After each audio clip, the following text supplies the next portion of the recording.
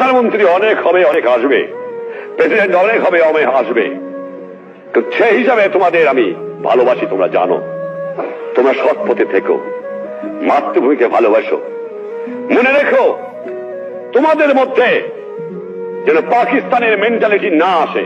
তোমরা পাকিস্তানের সৈনিক নও, তোমরা বাংলাদেশের সৈনিক।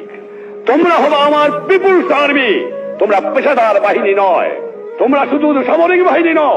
তোমাদের দরকার হলে নিজের উৎপাদন করে খেয়ে তোমাদের দেশকে বাঁচতে হবে।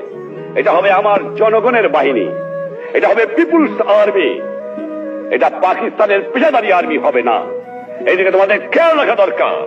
আর যেখানে অন্যায় অবিচার দেখবা, চরম আঘাত করবা, ন্যায়ের পক্ষে দাঁড়াবা, গুরুজনকে মেনো, সৎ পথে থেকো, শৃঙ্খলা রেখো, তাহলে জীবনে মানুষ হতে পারবা। একথা তোমাদের ভুললে চলবে না।